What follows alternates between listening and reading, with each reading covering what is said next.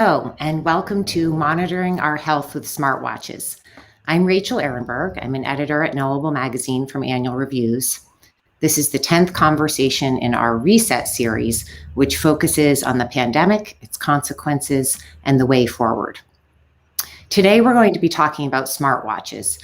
You or someone you know may have one of these gadgets, a Fitbit or an Apple Watch, these little wearable computers that talk to your phone and track your movement and potentially a lot more. During the pandemic, when gyms were closed and there were limits on outdoor activity, a lot of us became obsessed with counting our steps, even if just within our own home.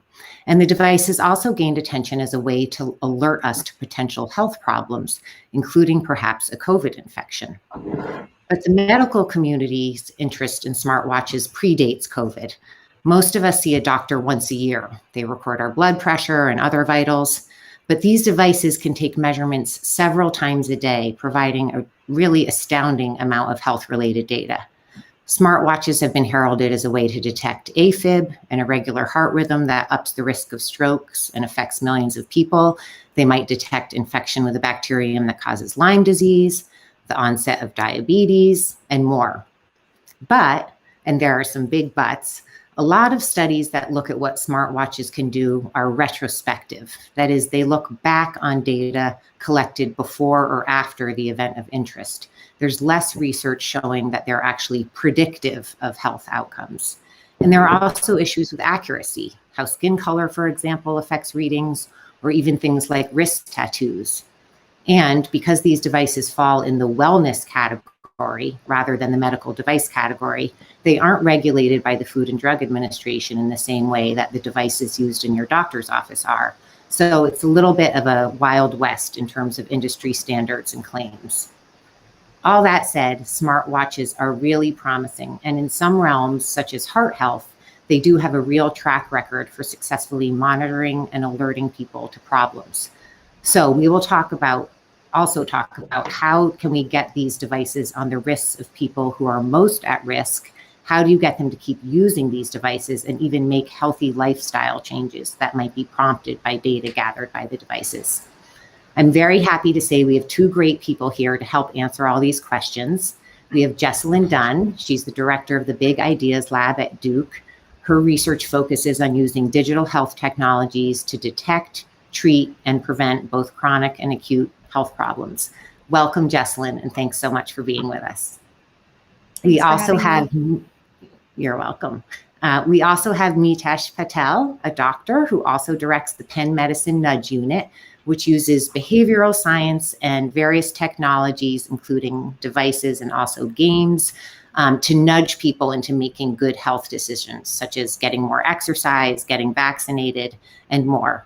Mitesh, thank you so much for being here today. Thank you for having me on. Before we begin, I want to remind everyone to add their questions to the question box, which should be in the bottom of your screen.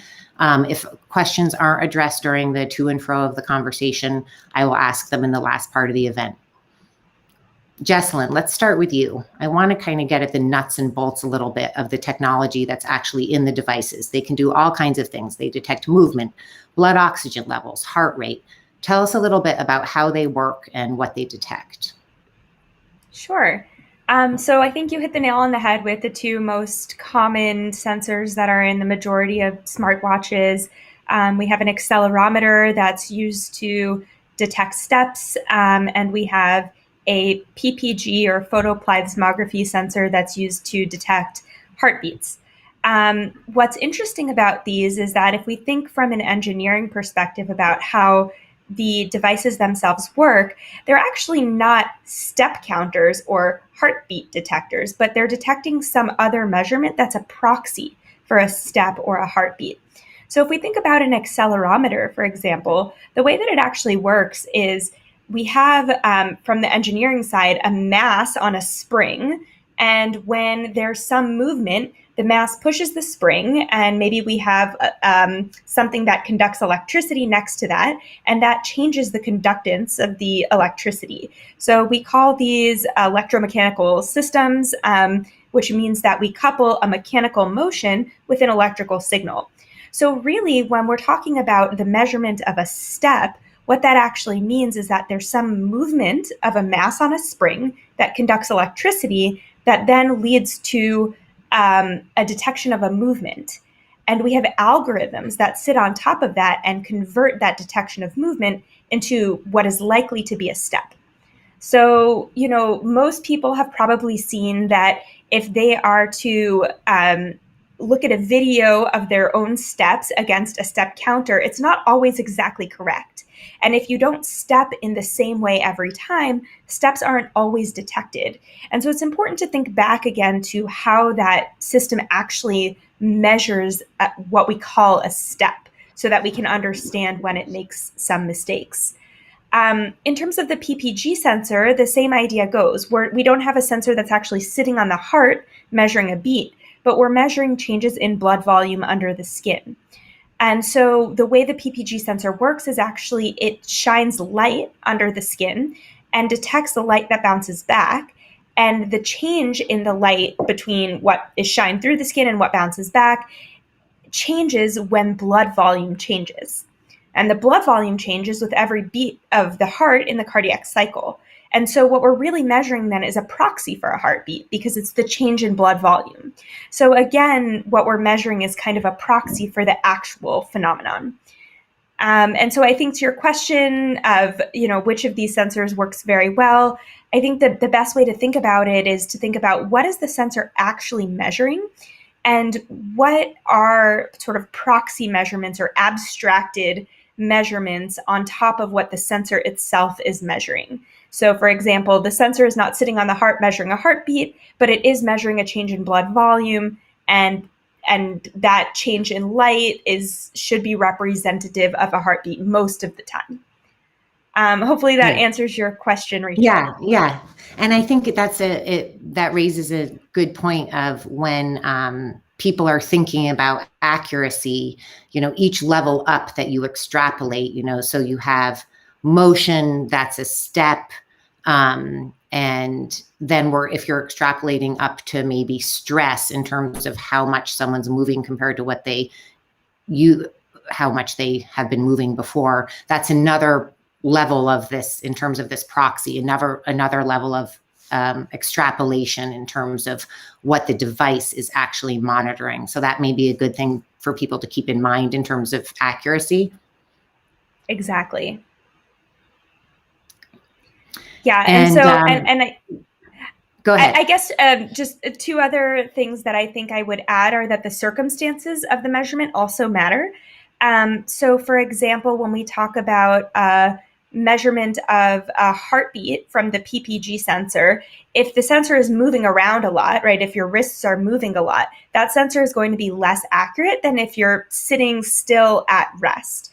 And so it's important to not only think about what the sensor itself is measuring, but also the circumstances surrounding that measurement. And the location on the body matters as well. So the wrist is harder to read at than the forehead, for example. Some of the reasons for that are the tissue components that you're measuring through, as well as how much movement there is there. So there's a lot of factors that get taken into account when we're talking about whether or not a measurement is accurate. So maybe the next wave is going to be sweatbands with sensors. We'll all be wearing sensors on our forehead. It's possible. You and colleagues wrote an annual review paper on the success of these devices for monitoring the heart. This seems to be an area where they really shine. Can you tell us a little bit about what these devices are tracking in addition to what Jessalyn just talked about, why it works well in this realm and how those data can inform medical interventions, whether sleep or ECG, what works less and more well in terms of heart health? Sure. I think there's a lot of interest in using these types of devices to remotely and passively monitor different behaviors that could give clinicians and patients themselves indications on their heart health. The most commonly tracked behavior is the one that we all are most familiar with, which is step counts or physical activity. You can actually use the cadence or how fast you're walking to your activity is light, moderate, or more vigorous. And there's good evidence that more vigorous activity is better for your heart, but that even some light activity is better than no activity. Our group did one of the first evaluations of the accuracy of step probably more than 3 or 4 years ago, when we took 15 participants, put them on a treadmill, and kind of put a bunch of smartphones, wearable devices, and then actual pedometers on them, and kind of counted. We had a medical student count with the clicker 500 steps, a shorter distance, and 1,500 steps, a longer distance. And then they got off, and we looked at all the devices to see how accurate they were.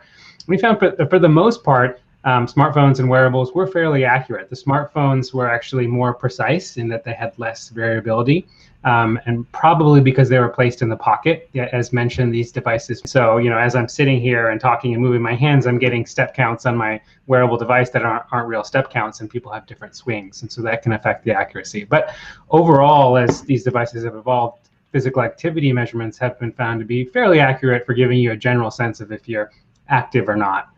Other types of behaviors are things like sleep. Data on sleep has been less accurate. That is again a calculation that's done based on your movement. There's been some calorie count estimations using these devices. Those are even less accurate because, again, these are calculations all really based on movement. The one that's more recently gained traction, and actually with clinical trial evidence, is detecting heart rate. Specifically looking at ECG and trying to detect whether or not someone has atrial fibrillation. There was a large study done by Apple in partnership with Stanford and other health systems to really enroll over 100,000 patients into the trial to see if they could detect when people had atrial fibrillation or other abnormalities. And the devices were found to be fairly accurate, although they were done mostly in a younger population. So there's still questions about how these might perform in a more high-risk older population. And Jessalyn, you just were a co-author on a Nature Medicine paper that came out this week that looked at clinical results and wearable data, and it was very positive outcome. Can you tell us a little bit about the study design and the findings? Sure. So our interest with this paper was to see if there was any information in wearable device data that represents something that we would normally measure in a clinic that requires kind of an invasive test.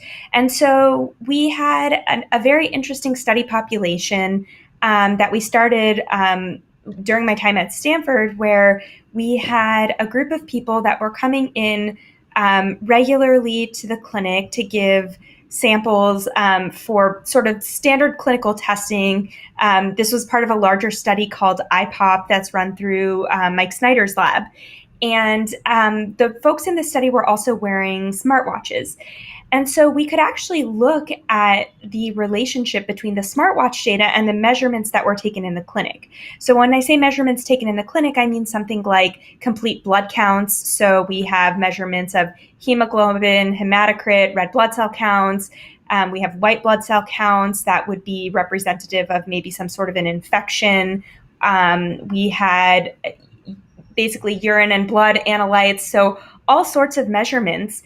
And we built machine learning models to explore whether there was any predictive capacity of the wearables to actually predict any of these analytes. And what we found was that there actually is a relationship between a lot of the things that we measure in our blood and the measurements from the smartwatch itself. So when we're looking toward the future of some goals of things like Apple and Fitbit to say maybe measure blood glucose from a non-invasive wearable, this provides evidence that that is really possible. And the reason for that, it makes sense because we know that when we're measuring an optical signal, again, we're not just measuring a heartbeat. We're measuring all of the changes in the absorption of light under the skin. So that can represent a lot of different things. And in this particular case, we had 4 sensors. We had a PPG sensor, a temperature sensor, an electrodermal activity sensor, and an accelerometer. So we could create these aggregate metrics from these multimodal sensors that enabled us to get more information than we otherwise could.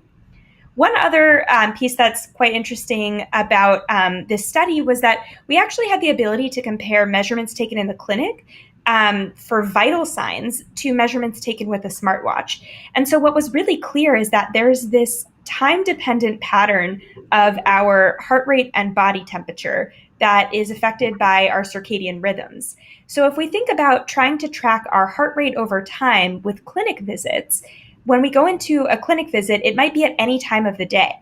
So if we're comparing a morning heart rate with an evening heart rate, those actually are quite different, and not necessarily because our body is changing over time, but potentially because of the circadian variation.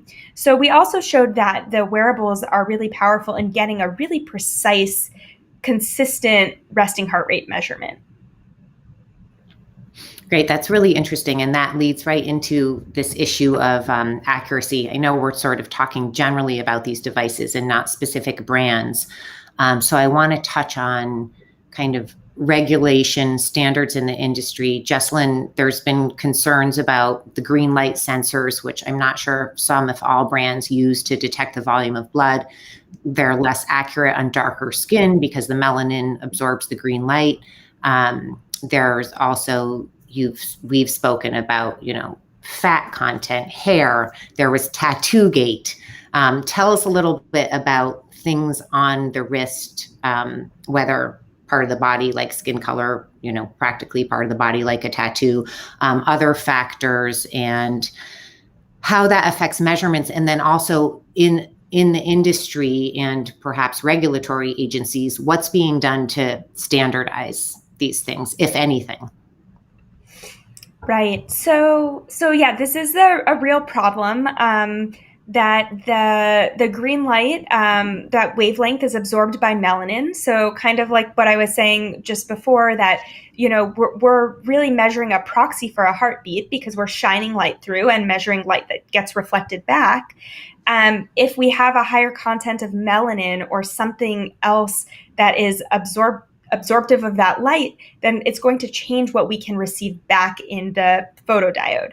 So, this can be overcome in a variety of ways. And actually what we showed in our recent work was that although this is a known issue with the green light sensors, you can layer algorithms on top of the measurements that we get back in order to account for that. And there are also ways to change the intensity of the light depending on the content of the melanin, so that you can actually increase the amount of light that can get absorbed back. Now, this brings up a new question of battery life and whether that kind of method has any effect on battery life. So that remains to be seen. There are also options of using multiple different wavelengths. So there are some devices that are now coming out that are using red, orange, yellow, and green wavelengths together that are improving heart rate measurements. So we know that the wavelength of light, so the color of the light that we see, really matters. There are lots of other things that can affect the accuracy, like we've talked about. And so this is an interesting question of how we regulate the accuracy of these devices, or how that accuracy is reported by the different wearable device companies. And right now, these devices are defined as wellness devices. So they're not defined as clinically oriented, and therefore they are not regulated by the FDA. And so that is really important for people to know, that if there is a claim made by one of these wearable device companies on a wellness device that's specifically wellness, that claim is not regulated by the FDA. Now, what gets confusing is when you have a device that performs multiple different functions, where some of those functions are FDA regulated and others are not. One example of that is the Apple Watch atrial fibrillation detection algorithm, which has undergone FDA review and approval. But that same device also measures sleep and step counts, and those actually haven't undergone FDA approval. So there's a lot going on in this space. I work closely with the Digital Medicine Society, also known as the DIME Society, and together we work closely with the FDA, which has a new Center for Digital Health Excellence that's really looking into these challenges, and how we can go from towing this line between wellness devices and devices that are going to be used for clinical decision making. And is there anywhere for the consumer that you can, look up how well your particular device works on a particular measurement, or is it sort of just what's on the box when you buy the device and then Google? So some companies are starting to report out the accuracy of their devices. It's rare, but it's becoming more common that companies will put out some of the results of their internal testing. And so you may see on company websites white papers that give some information. And it's important to read those as if you were reading kind of the scientific literature. So, making sure that these were large and diverse study populations, and that the studies were done in a way that, is rigorous and ensures sort of that the results that are reported are believable. And in many cases, companies are doing that, and I think are continuing to do this more openly to help build trust in their products. And so I hope that we continue to see that happening. On the other hand, we also have researchers who are doing these head-to-head tests. Unfortunately, that's often not supported by funding agencies, and this is something that we sort of do on our own out of curiosity or because we need to in order to evaluate devices for future studies. But there is plenty of literature now coming out through the academic or sort of independent researchers on this as well. Okay, so let's move to actually getting people to perhaps make lifestyle changes through or via the information that they're learning from this device. Nitesh, you spend a lot of time thinking about how to actually get people to change their behavior given their personal health data. You've talked about issues of access, accuracy, sustainability, and behavior. There's a lot of people who maybe have smartwatches aren't the people who are most at risk of AFib or another condition where a smartwatch prompt might be life-saving. Can you sort of talk us through these points you've raised and some of your work on nudging people to take steps in terms of changing? Yeah, sure. So, we've kind of put out a framework thinking about what are the 4 key areas that we need to address for wearable devices to have a big improvement on population health. So improving the health of, Americans and so on and so forth, or people in other countries.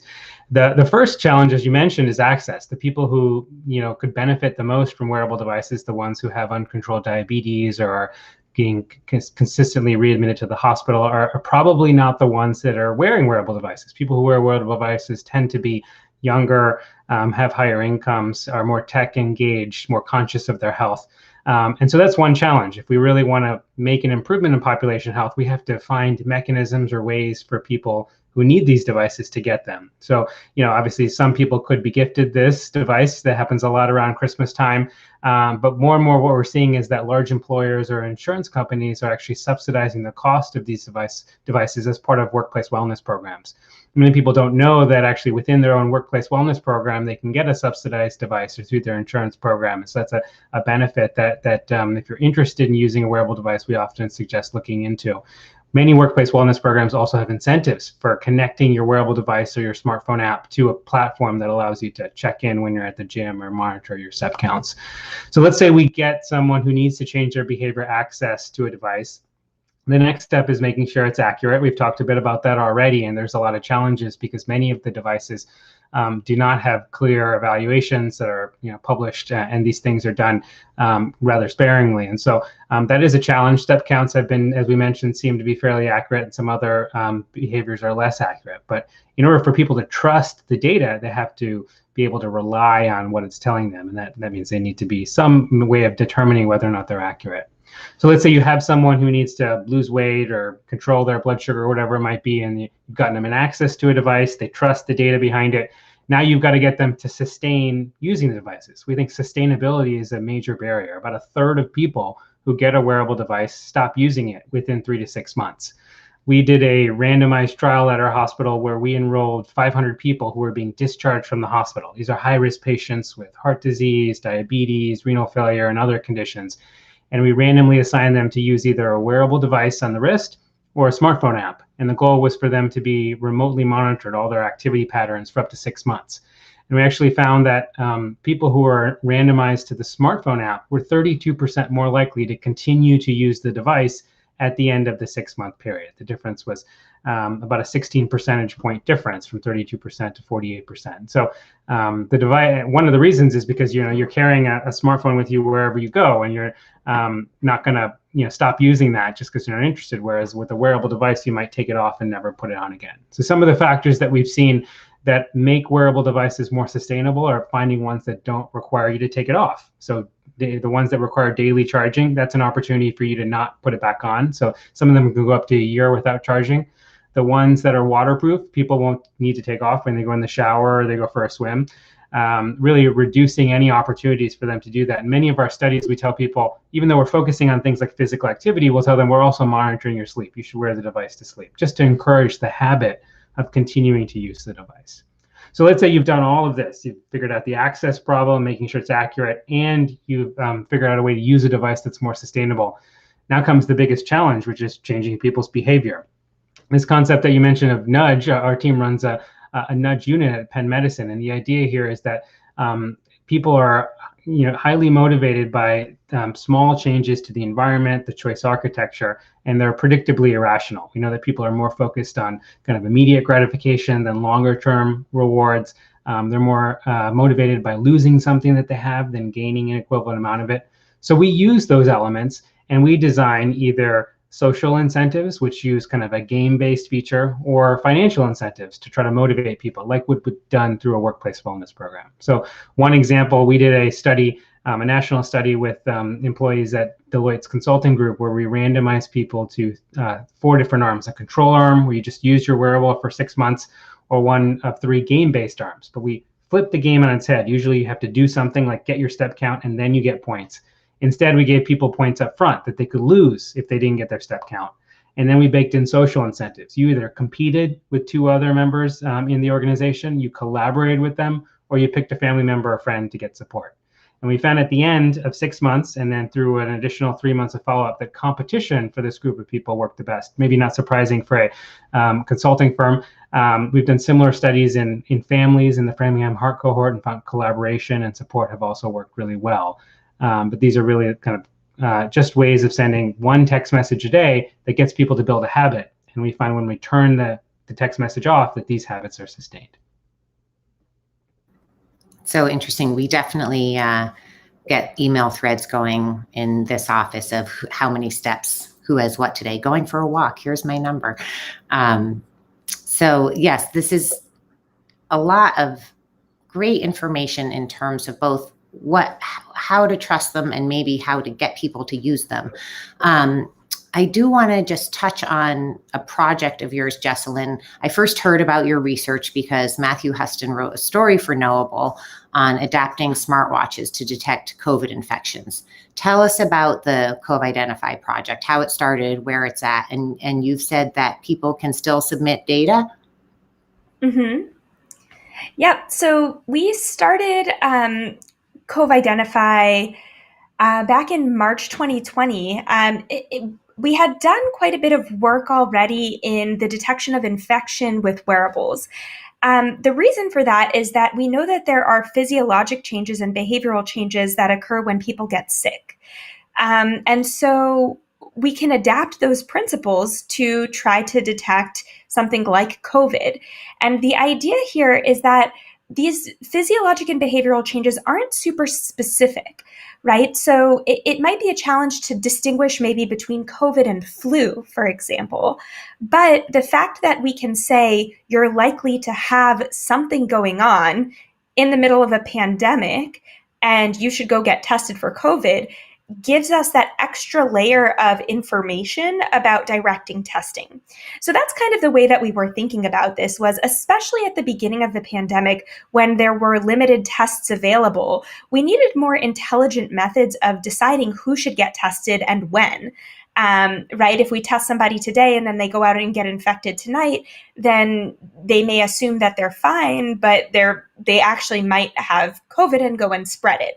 And so for sort of the public health perspective of how can we best curb the spread of this infection, we were thinking that having intelligent testing over time and deciding who should get tested would make a lot of sense.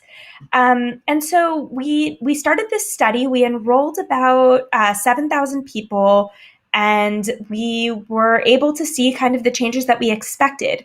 There were other studies going on similarly at the same time because, this is an area that made a lot of sense to a lot of folks working in wearables who knew that we can detect infection from changes in heart rate, changes in movement, changes in sleep.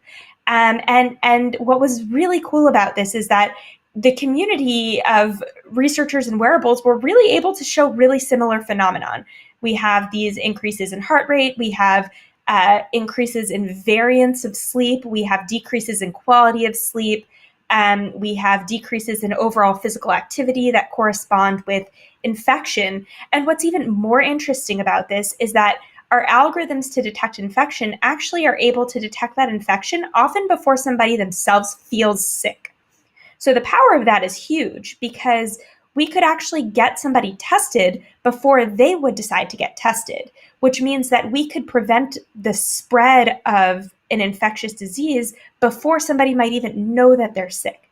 And so that's really what we're trying to get at here, and we're working to evolve that technology. We were working on this for flu and rhinovirus even before the COVID pandemic had broken out. And so we will continue to adapt these technologies for infectious respiratory diseases and hopefully beyond. That being said, we do still have the study open. So if you or somebody you know had COVID and had a wearable device, we accept data from pretty much any wearable device that's commercially available. We can go back, add that data to our current algorithm and improve that algorithm even further. So please, if you or somebody you know had COVID and had a wearable, please do consider donating your data to the study. Great. And I think if we don't already, we'll have a link to COVID-Identify in the resources section on the event page on knowable.org, knowablemagazine.org. So I have a lot of questions, but so do our listeners. And Mitesh, you are actually changing jobs soon. You're joining Ascension for a kind of position created for you, a nudge position. It's one of the largest private insurance companies. Jessalyn, you've just made an appeal for data. We already have some questions coming in about privacy in terms of HIPAA applying or not applying, insurance companies, researchers. What are the issues around privacy, the sensitive data being repurposed and sold, linked to our identity? Which of you wants to go first with that one? I'm happy to go first. I think privacy is really important, as is security, particularly with sensitive patient data.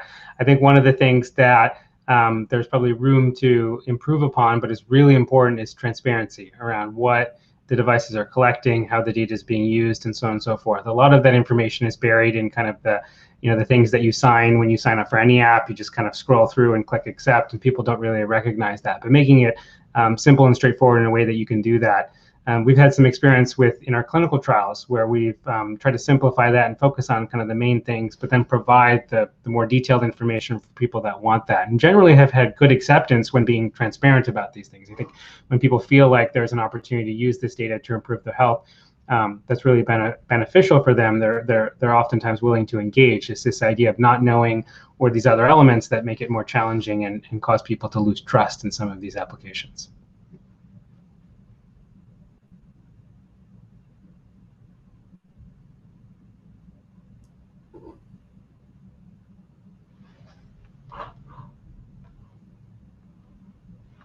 Sorry, muted there. Jessalyn, do you want to just add about in terms of academic researchers and best practices when you and other labs, are collecting data? I assume there are steps in terms of privacy. Go ahead. So there are quite a lot of steps. With any what we call a human subject study, which means that humans are involved in donating data or coming in to give samples, we have to go through an institutional review board, which is sort of an ethical review of the study. And there are a lot of best practices when it comes to ethics surrounding human studies research. One of those is privacy and security of personal data. And we have different levels of what it means for data to be sensitive. And when it comes to wearables, this is kind of a whole new world, because we're learning that there are a lot of things that you may be able to identify from wearables that maybe weren't readily apparent at the outset, similar to the genomics world. And so, at Duke in particular, and previously at Stanford, there were layers of different offices that cover privacy and security, and that cover information technology, and ensure that we have the proper layers of encryption whenever data is moving, that we have appropriate levels of protection for who can access what level of data. And we work really hard on de-identification methods. So what it means for data to be identifiable. So for example, if I have 1 year's worth of step counts from an individual, but I have no other information about them, is it possible that I could link that information back to somebody and re-identify them to figure out who that person is? And a lot of this is still in the research phase. We're still learning about what may be possible in terms of de- and re-identification. So it's great to see that there's research expanding in this area, and it's great to have the resources in the university and otherwise to learn new methods for handling sensitive data. So another viewer asks about sort of accuracy and focus in terms of one person is using Fitbit in connection with the chronometer app to maintain a healthy diet and stay active. They sync with each other. He or she says, I'm a little worried I'm over focusing on this. How correct are either of them? I'm not going to ask you guys to go through device by device in terms of accuracy. We touched a little bit on which measurements and what they're a proxy for are likely more accurate than others. But how does, just a regular person, what's a kind of healthy mindset in terms of interacting with your wearable, how much stock to put in it, but also, using it to actually promote changes that might be really positive. Mitesh, you want to start with that one? Sure. I think there are a couple of important things that we often try to share with patients or individuals who are interested in using wearables to change their behavior. The first is that it's important to try to set a goal and understand where you're starting from. So using these devices to just get some sort of baseline, let's say it's for step counts, how many steps you walk, at baseline over a week or two, and then trying to set a goal for higher than that. There's evidence to show that people who set goals and then kind of review the data in comparison to whether or not they're achieving their goal are more likely to succeed at changing their behavior than those that don't. The second thing we often share with people is that don't focus too much on the specific number, whether you got 7,258 steps or 7,265 is not really important. What's really important is the overall trend. Have you increased on average your step counts by 500, 1,000, 2,000 steps? So worry more about whether or not you're moving up in general and the trend is in the right direction as opposed to the specific number. Hard to hear, don't focus on the specific number, but I'll take it to heart. We have another question that's come in terms of combining devices. So using a chest strap, we've talked about phones versus a watch. One question, I'm curious how many devices you guys use, and do you use them in conjunction with each other? And should people, if they do want to sort of do a deep personal dive into their own health metrics, what would be devices that might be interesting to combine or not combine? Why don't you start, Jessalyn? Sure. So the chest strap versus watch question is interesting because the chest strap measures something different, right? It's an ECG. So when we talk about, what is the actual sensor in the device measuring, it's actually measuring electrical signals that correspond to heartbeats. So it is a different measurement than what you're getting from the wristband. So the circumstances of use kind of matter in that case, right? Because a chest strap isn't a very comfortable thing to wear. The battery life often is not what you would get from a watch. So, it wouldn't be feasible probably to say I'm going to wear a chest strap 24/7 every day. But maybe I'm more interested in what's going on with my heart rate, or, whether or not I'm having um, any sort of heart rhythm issues during exercise, in which case it makes more sense to use that chest strap during certain specific times. In terms of multiple devices, I think it really depends what your goal is with the tracking. A lot of people will pair things like a smart scale with a wearable. And so you can see if you can pair movement with weight loss, for example. And then some people will even include in there an app that is tracking diet. And so you can kind of get this holistic view. But again, I would emphasize what Mitesh mentioned, which is not to focus on any one data point or any one day too specifically. That really what we're looking for here is more of changes over time. And if you have multiple devices measuring the same thing, and you see that those changes are occurring on multiple devices, that gives you more confidence that this trend that you're seeing is real. Do you want to add anything, Mitesh? Yeah, I think that was well said. I think one thing that we see is this question around which device, which wearable device, or how many devices, which is often a barrier to people tracking their daily behaviors, because there's just too many choices. No one is clear standing out from the other, and then it seems like a big commitment because they're expensive, and your hope is that you'll use them for a long time. And so we often recommend that if you're interested in tracking your health, just get started. If you have a smartphone, that's the best way to get started. The apps on there are free. You can start tracking your step counts right away. Actually, most smartphones track your step counts already. You may not be aware of it. You can turn the functionality off, but they're on there. And so you can actually take a look at that. And then as you engage with that over time, you can see whether it would be beneficial for you to know, hey, how's my heart rate doing when I go on a run? Or I'd really like to see if my weight is changing over time as my step counts are increasing. And that gives people really an opportunity to just get started and get a sense of what they want. And they'll probably learn in the first few weeks of using their device whether another device is worth it or not. And a follow-up for you, Mitesh, someone has written in that they're participating in a study at Penn using a Fitbit. They're finding avoiding the negative feedback is more motivating than getting positive feedback. They don't want the study to end. What can I do to maintain my progress once the study is over? So I think I'll just add this issue of kind of longevity, long-term progress. How do you talk to patients and clinicians about, this not being just for the 3-month duration of a study or whatever it is, but kind of actually incorporating longer-term lifestyle changes that promote better health? There are a couple of things that make it more likely that people are going to be able to stick with these changes in behavior over a long term.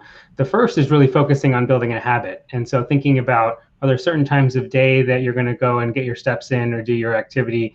Can you build that into some sort of routine so that when this external negative messaging or whatever it might be goes away, that you've kind of built that habit in? Another way to reinforce that is to really include a social incentive. So doing this with a family member or friend, particularly someone who lives in the home with you, is likely to help keep the activity up and weight off. We actually did a randomized trial called Lose It, where we paired people together in a kind of a collaborative intervention.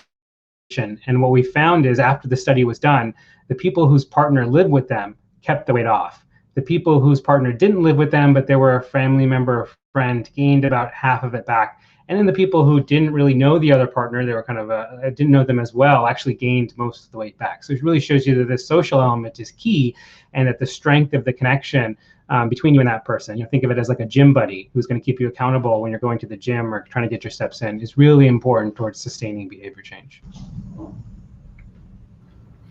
We have another question related to the psychological consequences of wearables.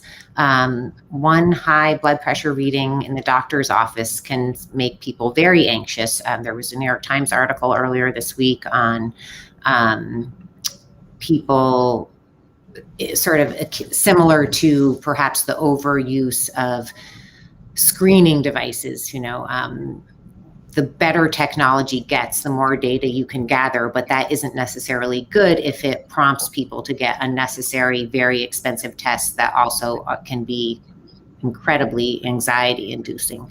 So can one of you talk a little bit about psychologically how you think about it and how you would encourage other people to think about it in terms of using a wearable? Sure, I can just start. I think you're right. There are a lot of opportunities for the data to make people nervous or anxious about what's going on, particularly when you get an outlier reading or something that's like a very high blood pressure, or you gained 2 pounds at the end of the week after you've worked a lot. And again, I think some things to keep in mind. One is to look at the longer term and realize that one issue is part of kind of a general thing. But also to create, when you're designing a program that uses these devices, to try to create some actionable opportunities for people to act on them. So if your blood pressure is high, to be able to learn about why that might be or what you can do about it. I think people get most nervous when they have a reading that's unusual or something unexpected, and they don't know what to do about it, and they start getting concerned about what it might be. The other is to recognize that sometimes these things are not always as accurate as we think. So even in doctors' offices, a high blood pressure reading, making sure you take that 3 times. This particularly happens at home. We find with patients who are using self blood pressure cuffs and they get a really high reading, making sure you're doing it the right way, taking, again, multiple readings over the course of the day. And then if indeed the blood pressure is consistently high, then talking to your doctor about what you might do about that. Jesslyn, do you want to add anything? Sure. I guess the one thing that I might add is that there could be this self-fulfilling prophecy where if you have a high blood pressure reading that makes you nervous, and then that actually brings your blood pressure up. So it is really important, like we said, to take each single measurement with a grain of salt, because there is a pretty good chance that one single measurement in time is incorrect. And so again, having these multiple measurements over time and, trying not to allow yourself to get too involved with one single measurement so that it doesn't actually change your physiology is really important. So I guess, try to treat it like anything else that we might take with a grain of salt, to say, this may or may not be true. Let me check again in a few minutes or a few hours. And if I'm consistently seeing a trend, then it's something that I'm going to start to believe and try to look into doing something about. Yeah, I don't want to discourage people from taking what could be life-saving action if there is something real going on. But so can you do it? I don't know if you would reset the app, or is it relatively straightforward to take another reading and get a sense of whether it was an anomaly or if there may actually be something that's going on? Sure. And one thing that I will add, because I agree with you, I wouldn't want somebody to see, for example, an AFib alert on their Apple Watch and then say, oh, it's probably nothing. But the way that the Apple AFib detection algorithm actually works is that it does this for you, these multiple measurements. So it itself takes multiple measurements and it looks at the first measurement. And if that measurement says this is likely to be AFib, it doesn't just send you an alert to say, hey, you're experiencing AFib. It actually then does exactly what we just said of taking multiple measurements, and it gets some confidence level around, okay, am I seeing this again and again, or was this maybe just an error in my first reading? And if it gets, I think the number is something like 5 measurements in a row that all indicate AFib, then it sends you the alert. So it's important for us to just think in that way of, how bad is this event if it happens? So for example, let's say you take your temperature with the thermometer and the temperature reads 103. If that's true, that's quite bad. So you want to, try to quickly resolve whether your thermometer is broken or whether that's really your temperature. But for example, if it says that your heart rate is 10 beats per minute above average, the consequences of that might not be too bad. So maybe you can take some time to figure out what's going on. So I guess it's, the circumstances of how bad is this event if your device is telling you that it's going on, and what do you think you need to do to get more confident that it is truly happening? There are a lot of questions about individual devices and measurements, and I don't expect you guys to go through, this brand does well at this, this doesn't. But are there resources for consumers? Is there any kind of, Jesslyn, you talked about some of the organizations you work with.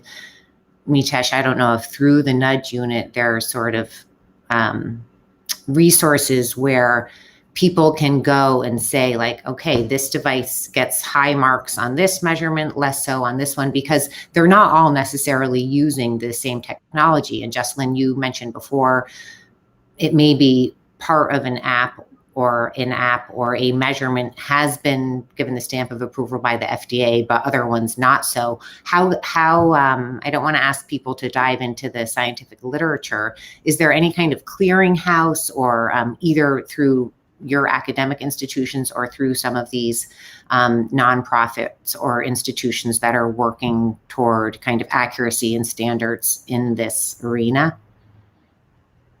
How do people look up what's good at what?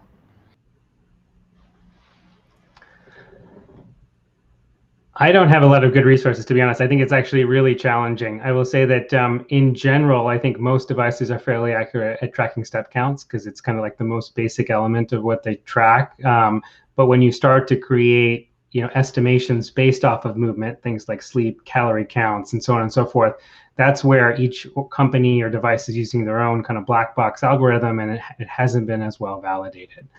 So I think it's actually quite challenging, and that's really something that we need to figure out a better way to do to help consumers figure out which devices are accurate and which are not.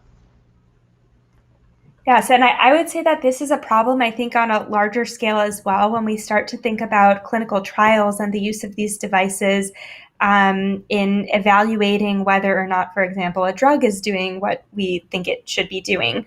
And so there are resources out there for companies that are running clinical trials to evaluate devices head-to-head.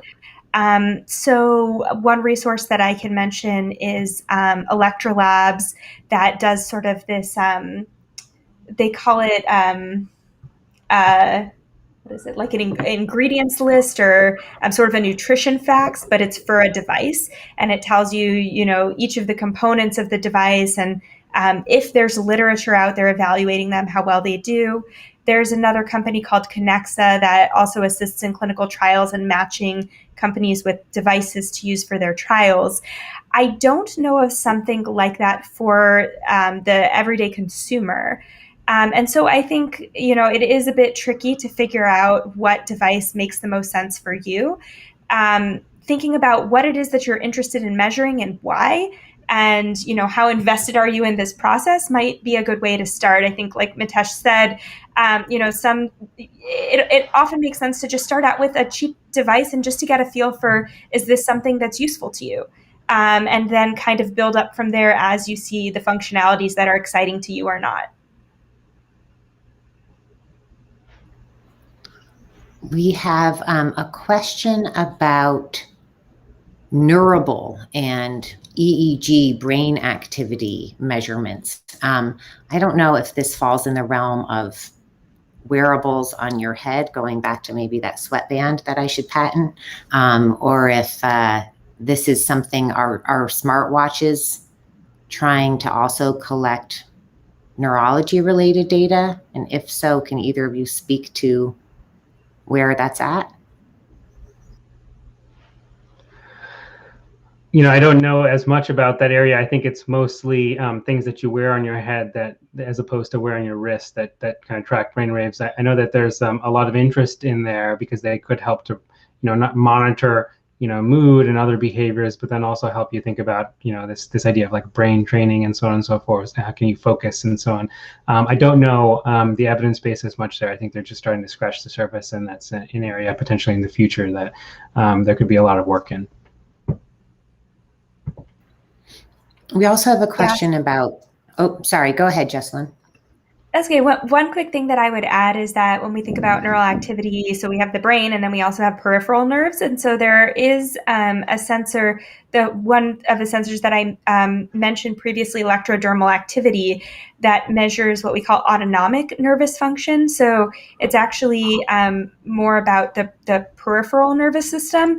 And there's also some information about the nervous system in the heart rhythm, because your autonomic nervous system actually regulates heart rate as well.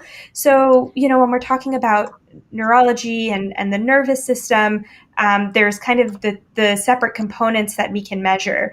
But for the EEG, for actual brain activity, as far as I know, only head patches. I think there's a wearable that has 2 patches behind the ears, or a cap, or your traditional EEG are the devices that I know of.